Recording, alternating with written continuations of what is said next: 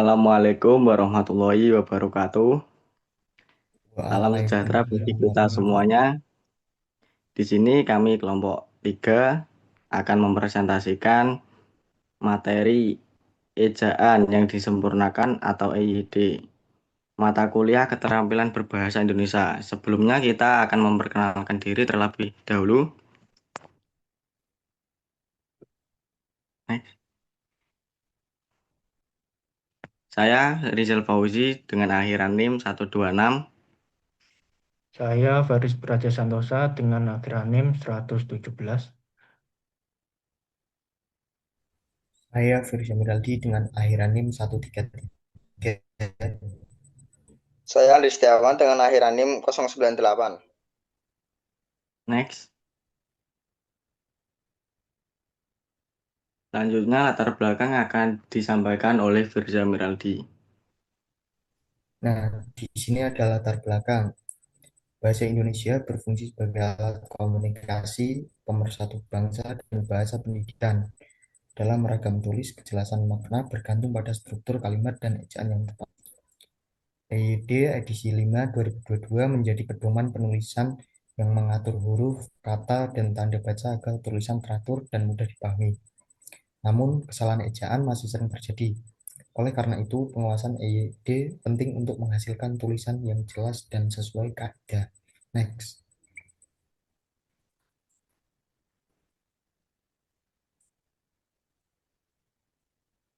Kemudian ada rumusan masalah.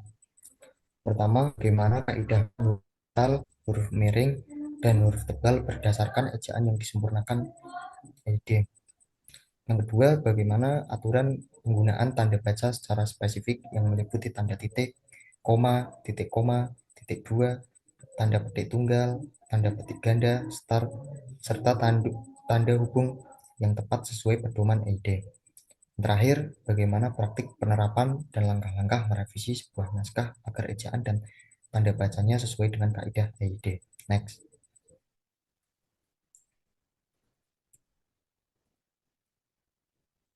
Kemudian ada tujuan. Yang pertama, untuk mengetahui dan memahami kaidah penggunaan huruf kapital, huruf miring, dan huruf tebal berdasarkan ejaan yang disempurnakan. Dua, untuk mendeskripsikan dan memberikan contoh aturan penggunaan tanda baca titik koma, titik dua, tanda petik tunggal, tanda petik ganda, dan tanda hubung secara tepat. Dan terakhir, mempraktikkan langsung langkah-langkah merevisi sebuah naskah yang masih memiliki kesalahan ejaan agar menjadi naskah yang baku dan sesuai dengan kaidah EYD. Saya kembalikan ke moderator. Selanjutnya materi yang akan disampaikan oleh Faris Praja. Baik, selanjutnya ada konsep dan kaidah penggunaan huruf dalam ejaan yang disempurnakan. Ejaan adalah aturan penulisan bahasa yang mengatur cara menulis, huruf, kata, dan tanda baca agar tulisan jelas dan mudah dipahami. Huruf kapital digunakan untuk awal kalimat dan nama penting. Contoh, Andri kuliah di Universitas Negeri Semarang. Huruf miring digunakan untuk judul buku, karya, majalah, ya, yaitu contohnya Andri membaca buku Laskar Pelangi. Huruf tebal digunakan untuk judul atau bagian penting. Contohnya bab 1 pendahuluan. Yang selanjutnya ada penggunaan tanda baca sesuai ejaan yang disempurnakan, yaitu terdapat beberapa aturan atau acuan dalam menggunakan tanda baca agar sesuai dengan ejaan yang disempurnakan. Di antaranya yaitu satu, titik digunakan untuk menandai akhir kalimat. Contohnya Rani pergi ke sekolah. Koma digunakan untuk memisahkan bagian dalam kalimat. Contohnya Wowo pergi ke pasar membeli ikan, sayur, dan buah. Petik digunakan untuk kutipan langsung. Contoh, saya tidak tahu. Selanjutnya akan disampaikan oleh moderator. Baik, materi selanjutnya yang akan disampaikan oleh Andri Setiawan. Saya akan melanjutkan pembahasan dari Mas Feris. Selanjutnya ada titik koma digunakan untuk memisahkan kalimat setara. Contohnya Joko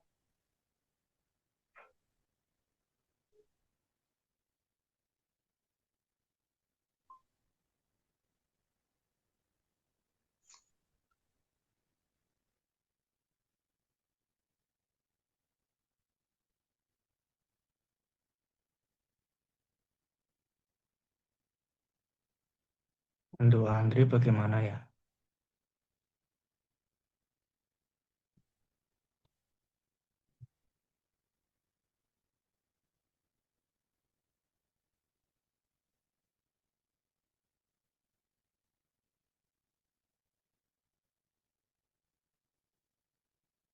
Mohon maaf, tunggu sebentar ya. Ini teman saya mungkin ada kendala. Baik, saya akan melanjutkan yang Andri. Selanjutnya ada penggunaan tanda baca sesuai ejaan yang disempurnakan. Terdapat beberapa aturan atau acuan dalam menggunakan tanda baca agar sesuai dengan ejaan yang disempurnakan. Di antaranya, titik koma digunakan untuk memisahkan kalimat setara. Contohnya, Joko membeli pisang, mangga, salak di pasar.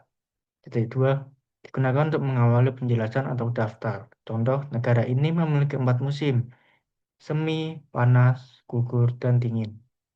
Kata hubung digunakan untuk menghubungkan kata atau angka. Contohnya, ibu-ibu sedang berkumpul.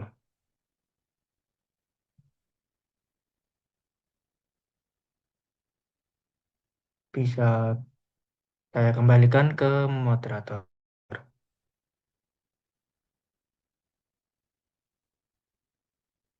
Baik, selanjutnya saya akan memaparkan penerapan dan revisi naskah sesuai kaidah EYD dalam sekolah dasar.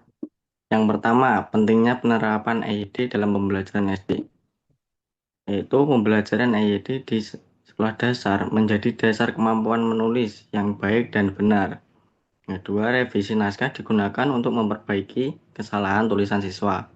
Ketiga, aspek yang diperbaiki meliputi huruf kapital, penulisan kata, tanda baca, dan penggunaan imbuhan. Next.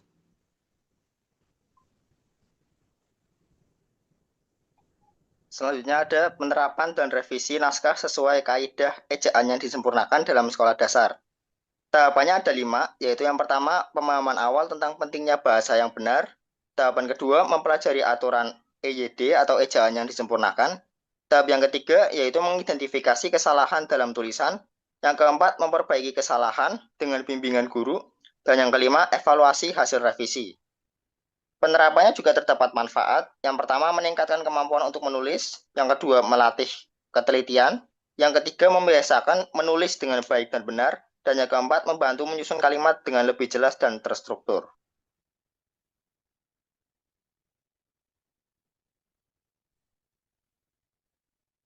Jenenge kok wow.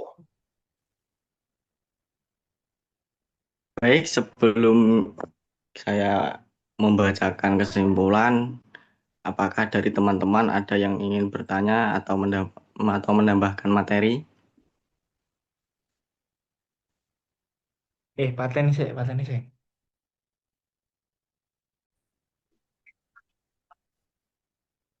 Pateni sih.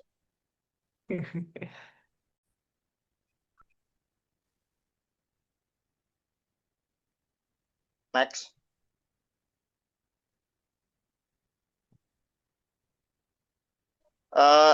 Cukup sekian pemaparan materi dari kelompok kami. Jika ada yang ingin ditanyakan, mungkin bisa langsung dituliskan di kolom komentar. Kesimpulan dari kelompok kami yaitu EYD edisi 5 merupakan pedoman penting dalam penulisan bahasa Indonesia yang benar karena membantu menyampaikan tulisan secara jelas, terstruktur, dan mudah dipahami. Penggunaan huruf kapital seperti kapital miring dan tebal memiliki fungsi masing-masing yang harus diterapkan sesuai kaidah. Begitu juga dengan tanda baca yang berperan dalam menentukan makna dan kejelasan kalimat. Oleh karena itu, pembelajaran EYD sejak sekolah dasar sangat penting sebagai dasar keterampilan menulis. Melalui kegiatan revisi naskah, siswa dilatih untuk lebih teliti, kritis, serta mampu menyusun tulisan secara sistematis dan benar. Nah, jadi teman-teman, di sini ada 5 kuis atau soal, bisa kalian kerjakan sebagai latihan dan juga kehadiran atau presensi pada pertemuan kali ini. Untuk batas waktu pengerjaannya, akan kami infokan lebih lanjut.